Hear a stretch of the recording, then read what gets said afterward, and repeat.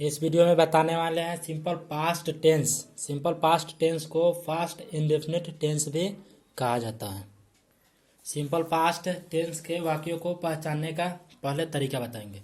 उसका तरीका होता है कि जिस हिंदी वाक्य के क्रिया के अंत में जब धातु के रूप में आ ई ये लगा हुआ रहता है और तब इन क्रियाओं का अनुवाद सिंपल पास्ट टेंस या पास्ट इंडेफिनिट टेंस के वाक्यों के रूप में उस टेंस के वाक्य का रूप में माना जाता है और उसमें उसका ट्रांसलेट किया जाता है। तो अब इसको लिखकर बताएंगे। जैसे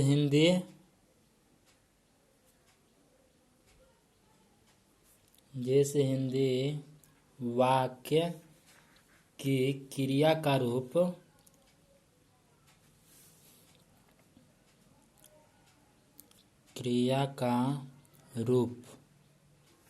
था थे थी थी हो या धातु के उस क्रिया का धातु रूप क्या होना चाहिए? आ होना चाहिए, ई होना चाहिए, ये होना चाहिए इत्यादि आदि हो तब वैसे वाक्य को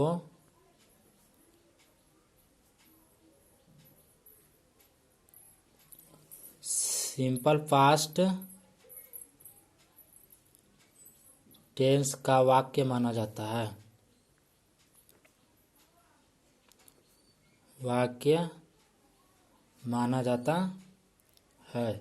अब इसका अनुवाद करने का तरीका होगा और इसका प्रयोग। तो सबसे पहले इसका प्रयोग बताते हैं। इस टेंस का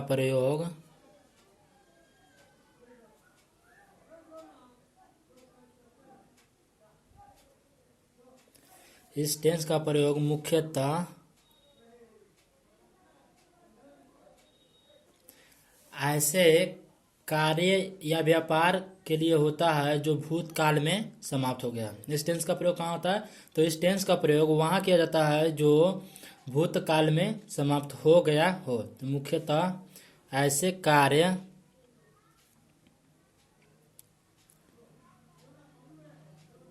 कार्य व्यापार के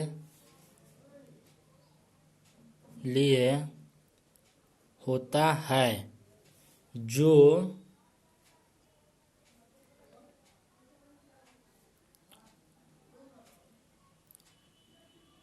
भूतकाल में समाप्त हो गया। जैसे इसका एक उदाहरण बता, मैं उससे कल मिला था। इसको इंग्लिश में बोलेंगे I met him yesterday. I met him yesterday. जैसे आई मेट हिम यस्टरडे।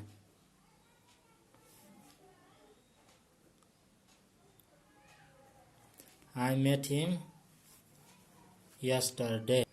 इसका दूसरा प्रयोग है। एक तो पहला हो गया, अब दूसरा।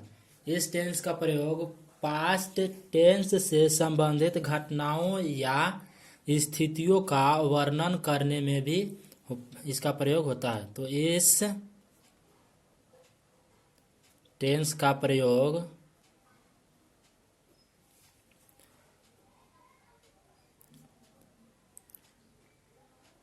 पास्ट टेंस से संबंधित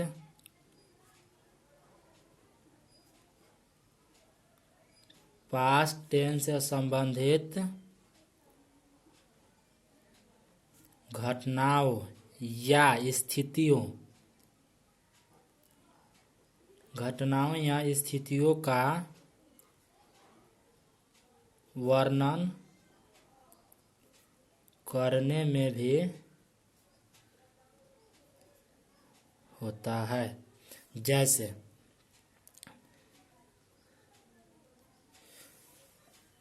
हम लोग खुश थे, या दूसरा एग्जाम्पल हो जाएगा बहुत गर्मी थी, या तीसरा एग्जाम्पल सन 57 का समय था, तो इसको इंग्लिश में बोलेंगे इट वाज 1957।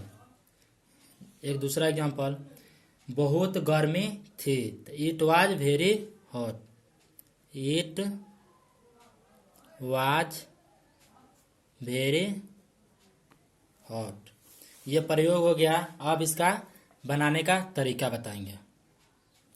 अब पहला फॉर्मूला इसका, सबसे फर्स्ट होगा अफर्मेटिव का, ठीक है। तो इसमें होता है सबसे पहले सब्जेक्ट के साथ V2, इसको बोलते हैं पास्ट टेंस फॉर्म। वर्ब के 5 रूप होते हैं, present tense form, past tense form, past participle form, ING form, और पांचवा होता है एस या यस फॉर्म। तो इसमें होगा सब्जेक्ट के बाद V2 यानी कि पास्ट टेंस फॉर्म, और सब्जेक्ट के बाद जैसे ही V2 होगा उसके बाद अदर वर्ड या ऑब्जेक्ट हो जाएगा। अब दूसरा फॉर्मूला होगा इसका निगेटिव का। तो निगेटिव में होगा सब्जेक्ट प्लस, इसमें निगेटिव में क्या होता है, डिड के साथ नॉट लगता है, ठीक है। तो जब डिड के साथ नॉट लगाएंगे तब वर्ब का पहला रूप हो जाएगा और ऑब्जेक्ट हो जाएगा। पहला हो जाएगा सूत्र के subject plus V2 plus object, दूसरा हो जाएगा subject plus did not plus V1 plus object. अब तीसरा आ जाएगा इंट्रोगेटिव में अफर्मेटिव का हो जाएगा, सबसे पहले हो जाएगा डिड, सबसे पहले लिखेंगे डिड। कोई भी इंट्रोगेटिव का वाक्य होगा तो सबसे पहले डिड, और जैसे ही डिड लिखेंगे उसके बाद तब लिखेंगे सब्जेक्ट, डिड के साथ बाद सब्जेक्ट। और जब डिड लगेगा, डिड नॉट या डिड, तब हो जाएगा वर्ब का पहला रूप, और तब उसके बाद अदर वर्ड या ऑब्जेक्ट हो जाएगा।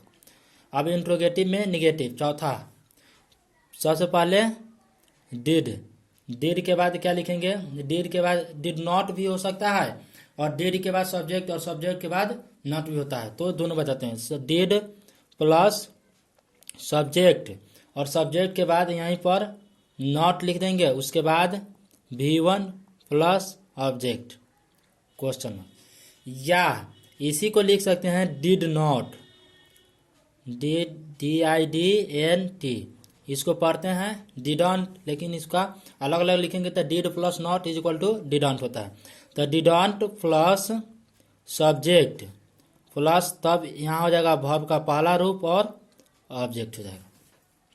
अब 5 नंबर फॉर्मूला हो जाएगा WH, फिर लिखेंगे did plus subject plus verb का पहला रूप और ऑब्जेक्ट। पांचवा में क्या हो जाएगा WH के बाद हो जाएगा डिड के बाद सब्जेक्ट के बाद V1, और तब हो जाएगा ऑब्जेक्ट। अब WH का negative, WH plus did plus subject, और इसके बाद हो जाएगा नॉट, V1 और ऑब्जेक्ट। या इसी को एक दूसरा हो जाएगा WH डिडंट, DIDNT, डिडंट या डिड नॉट एक साथ, तो WH डिडंट प्लस सब्जेक्ट, तब यहाँ नॉट नहीं होगा, डायरेक्ट V1 और ऑब्जेक्ट।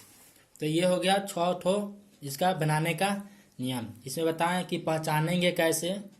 तो जिस वाक्य क्रिया के अंत में था, थे, थी या ये इत्यादि का रूप लगा हुआ रहता है तो उसको सिंपल पास्ट टेंस या पास्ट इंडेफिनिट टेंस का वाक्य माना जाता है। जिसमें या ये और लास्ट में था, थे, थी रहे तो सिंपल पास्ट टेंस या पास्ट इंडेफिनिट टेंस का वाक्य समझा जाता है। और तब उसके बाद उसका प्रयोग है 2 ठो, उसके बाद तब ये बनाने का तरीका है। ये क्या है, ट्रांसलेशन बनाने के लिए वाक्य या ट्रांसलेशन बनाने का तरीका है। ये 6 तरीका है। सबसे पहले है affirmative, negative, interrogative negative, WH negative, ये 6 फार्मूला है। और इसके बाद अगले वीडियो में बताएंगे, ये सिंपल पास्ट हो गया। अब अगले वीडियो में बताएंगे पास्ट कंटिन्यूअस टेंस। अगले वीडियो में पास्ट कंटिन्यूअस टेंस का टोटल बताएंगे।